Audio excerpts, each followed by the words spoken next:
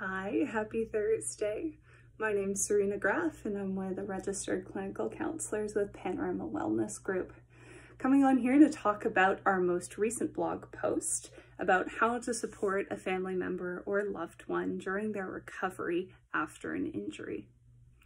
Oftentimes, we experience these injuries out of the blue. It's not something that anyone can prepare for in advance.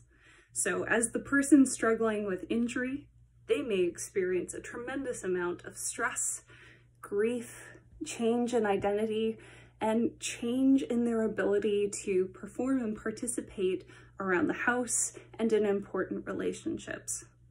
So what do you do as someone who is a supporter, someone who wants them to get better, but who is also navigating the challenges of this shift in roles?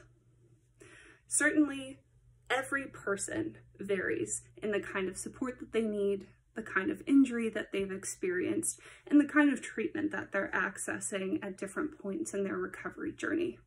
So remember that all of the tips I'm going to cover here today are general strategies, and they may need to be tailored for each individual person.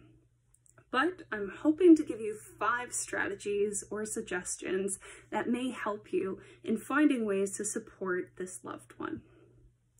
First and foremost, I always recommend talking to the person you're trying to support. If anyone is going to know the kind of help that they need, it is the injured person. So for instance, asking them, what are some ways that I can be there for you? What sort of tasks are really difficult for you right now? Is there a way that I can help you as you work towards recovery? Even if the person doesn't have a clear answer, just knowing that you're asking, that you're interested, and that you want to be supportive can help them to open up when perhaps they do have an idea of a way that you can help. The second piece is then observing. So looking at ways that the person may struggle from day to day. A good example is if your loved one has started to use crutches, making sure that the floor of heavily trafficked areas is clear.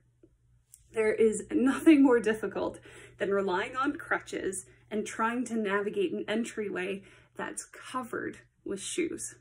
So one way that you can help is by seeing that all of the shoes on the floor creates an obstacle course for this person, being sure to get everyone on board for putting their shoes away each and every time they enter the house. Another way you can help is, giving some support to this person to manage all of their appointments. Of course, it's up to this person if they want you to participate in sessions, give them a ride to their different appointments, or even just help them manage their calendar. But chances are this person now has appointments with a variety of different clinicians, possibly at different locations, or may need help setting up virtual appointments.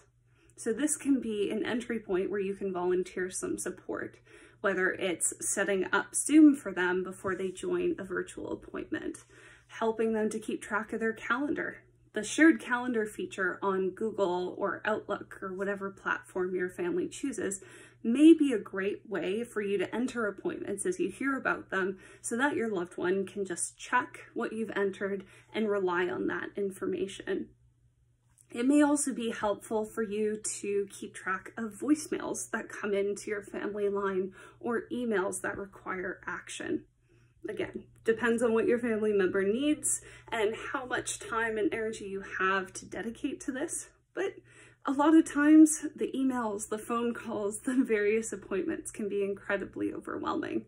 So helping them manage their time can certainly reduce their stress. Another important piece is looking at pacing and reintroduction of activities. Oftentimes, right after their injury, a person is less able to engage in meaningful activities, chores, hobbies, things that may be impaired by their injury. So, as they work with clinicians like occupational therapists, counselors, physiotherapists, those clinicians will often recommend the kind of activity that your loved one should participate in more. So for instance, after a head injury, Some people report difficulties with bending down, so unloading the dishwasher. If the physiotherapist thinks it's a good idea for your partner or loved one to start doing this sort of a task, help your family member by pacing out the activity. Maybe encouraging them to take as much time as they need, or take breaks while they're completing this task. Allow them to perhaps stop unloading the dishwasher halfway through so that they can manage their symptoms.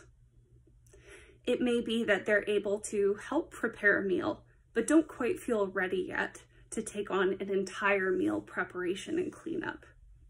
So helping them to feel that they're able to contribute to household tasks, be a part of family activities, can help them feel connected and that they get a piece of normalcy back in their life.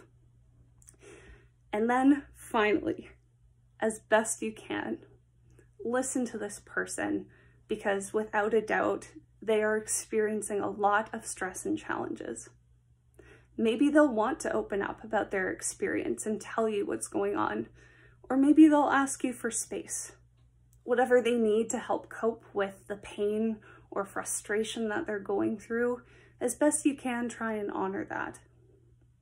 A lot of times too, when our loved ones open up to us, even if it's something painful or frustrating, they're often not looking to us to solve a problem.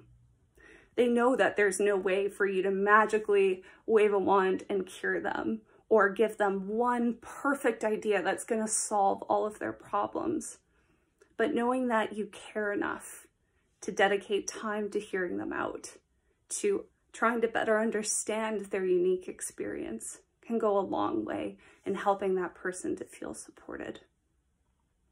Finally, if you feel that your loved one may benefit from continued support, or if you as a caregiver need support in helping your loved one through their injury and rehabilitation, feel free to reach out to us at Panorama Wellness Group. We'd be happy to support you on your journey and perhaps give you individualized tips and strategies to support you as you move forward during these challenging times.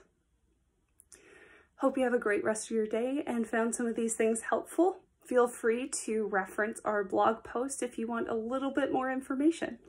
Have a great rest of your day.